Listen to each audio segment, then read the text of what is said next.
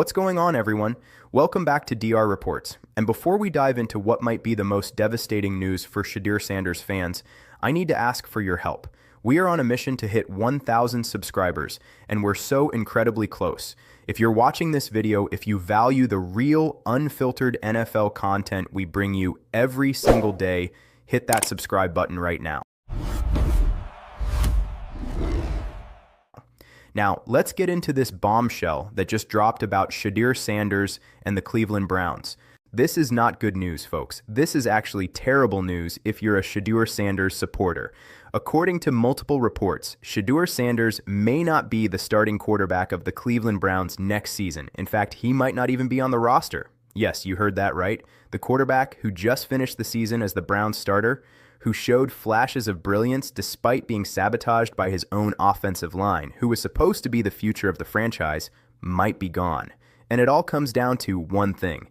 Grant Udinski is now the front runner for the Browns head coaching job, and he may want to bring in his own guy. Let me break this down for you because this is a developing situation that could completely change the trajectory of Shedeur Sanders' NFL career. According to a recent article, Shedeur Sanders is at risk of losing his roster spot with the Cleveland Browns. The article states that while Sanders closed last season as Cleveland's starting quarterback, that does not guarantee he will return in the same role or even be on the roster next year. Sanders started the final 7 games of the season, going 3-4 while throwing for 1,400 yards, 7 touchdowns, and 10 interceptions. He showed flashes of upside, but apparently his performance was not definitive enough to cement his status as Cleveland's unquestioned starter heading into the offseason. Now, let's pause right there and talk about how absolutely insane that is. Shedeur Sanders was thrown into a disaster situation. He was a rookie quarterback playing behind one of the worst offensive lines in football. He had receivers who couldn't get separation. He had a coaching staff that was getting fired. He had offensive linemen who, as we've documented, were actively sabotaging him. And despite all of that, he managed to show flashes. He made throws that only elite quarterbacks can make. He showed poise in the pocket. He demonstrated leadership. And now, after all of that, the Browns are saying his performance wasn't definitive enough. This is the same organization that gave Deshaun Watson a fully guaranteed contract worth $230 million after he hadn't played meaningful football in over a year and was facing serious legal issues. This is the same organization that stuck with Baker Mayfield for years, despite inconsistent performance. This is the same organization that has cycled through dozens of quarterbacks over the past 2 decades, none of whom were given a fair shot in a stable environment. And now they're ready to give up on Shedeur Sanders after 7 games as a rookie in one of the most dysfunctional situations imaginable. But it gets worse. The article goes on to say that Sanders has become a polarizing figure backed by a vocal and passionate support base, and that this dynamic could complicate matters for an incoming rookie or any quarterback brought in to challenge for the job. Browns reporter Scott Petrak believes that this factor could influence how the organization approaches the position. In other words, the Browns are worried that if they bring in another quarterback to compete with Shedeur, his supporters will make noise, create controversy, and make the situation uncomfortable. So let me get this straight. The Browns are considering moving on from Shedeur Sanders, not because he can't play, not because he doesn't have talent, but because he has too much support, because his fans are too passionate. That's the most cowardly, spineless reasoning I've ever heard. An NFL organization making personnel decisions based on avoiding controversy rather than evaluating talent on the field is absolutely pathetic. But unfortunately, that's where the Cleveland Browns are right now. Scott Petrak said on Cleveland radio that if the Browns draft a rookie quarterback, which doesn't seem likely right now, but things can change between now and the draft, he doesn't think they can bring back Shedeur Sanders because it would be too much. But if they brought in a Mac Jones or a Malik Willis or drafted someone like Grant Nussmeier, could they keep Shedeur and have them compete? He thinks maybe, but he doesn't think it's a guarantee that Shedeur comes back next year depending on how the quarterback situation plays out. This is insanity. This is complete and utter organizational chaos. The Browns should be building around Shedeur Sanders, not contemplating ways to get rid of him. He's a talented young quarterback who showed he belongs in the NFL despite being put in an impossible situation. Any competent organization would recognize that, would commit to him, would surround him with better players and coaching, and would give him a real chance to develop. But the Browns aren't a competent organization. They're a dysfunctional mess that's about to make another catastrophic mistake. And here's where it gets even more complicated. Grant Udinski is now the front-runner for the Browns' head coaching job.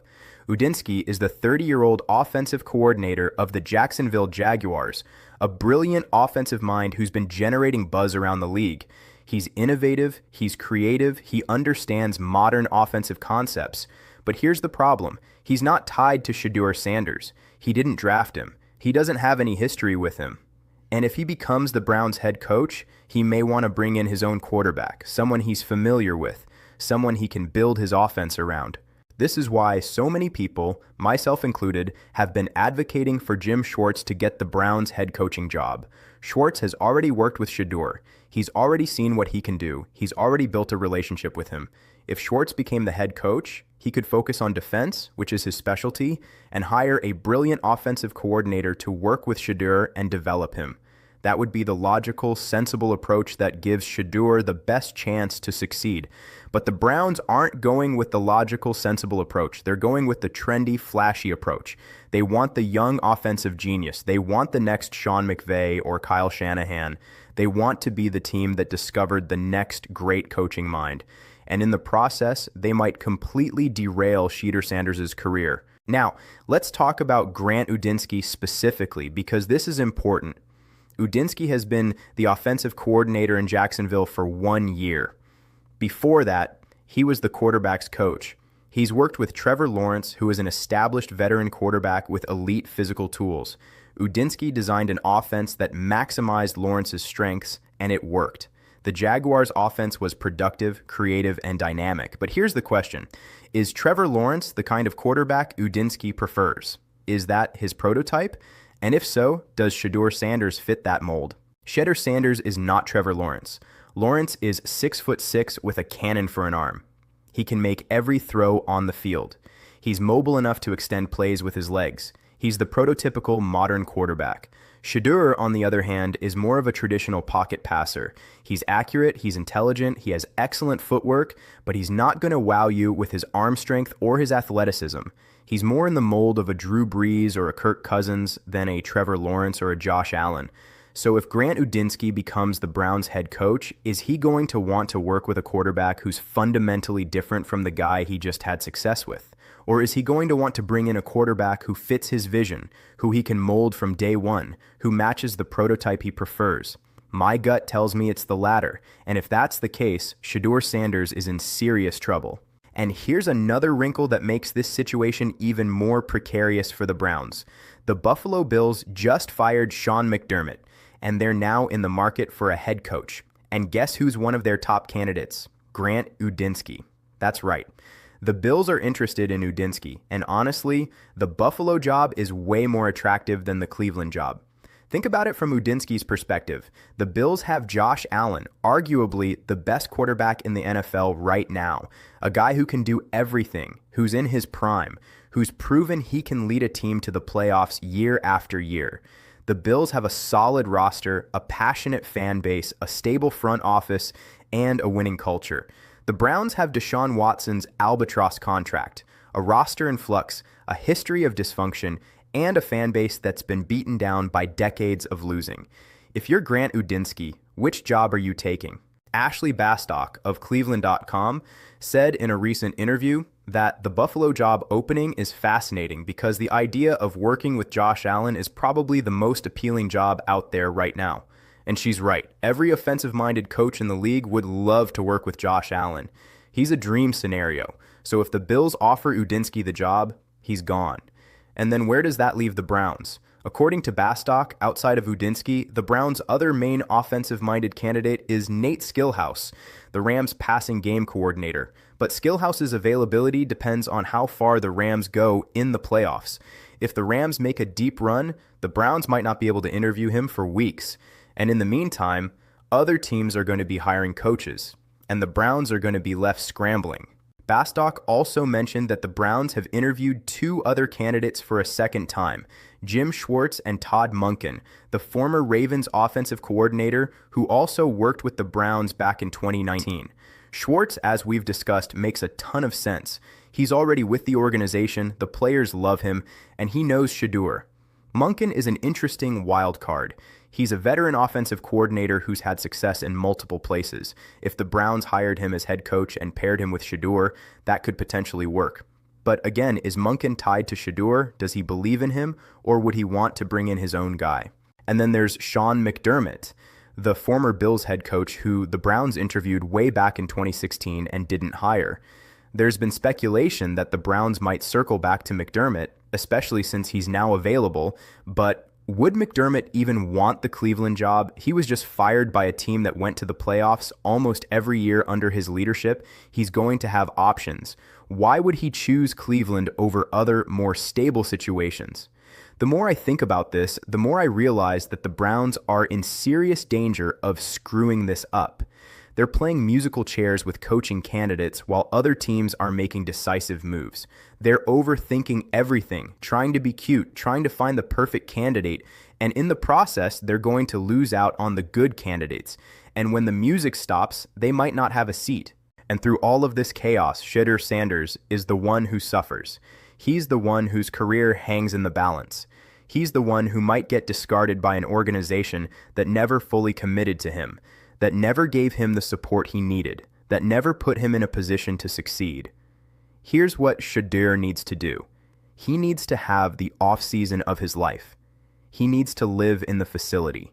He needs to work with a quarterback coach and refine every aspect of his game. He needs to study film obsessively. He needs to get stronger, faster, more explosive.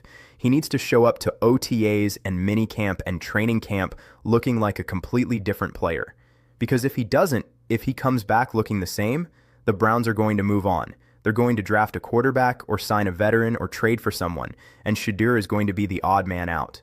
But here's the thing, Shedeur shouldn't have to do all of that. He shouldn't have to prove himself all over again after being thrown into a terrible situation as a rookie and still showing flashes. A competent organization would recognize his talent, would commit to developing him, would give him the tools and support he needs to succeed. But the Browns aren't a competent organization. They're a circus.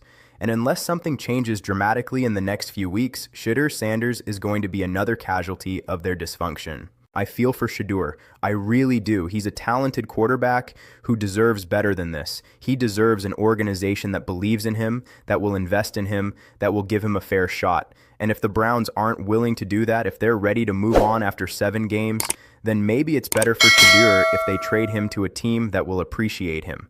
Because staying in Cleveland under these circumstances, with a new head coach who doesn't want him, with an organization that views him as a problem rather than a solution, that's not going to end well for anyone. The next few weeks are critical. The Browns need to make a decision on their head coach, and that decision will determine Shedeur Sanders' future. If they hire Jim Schwartz, Shedeur has a chance.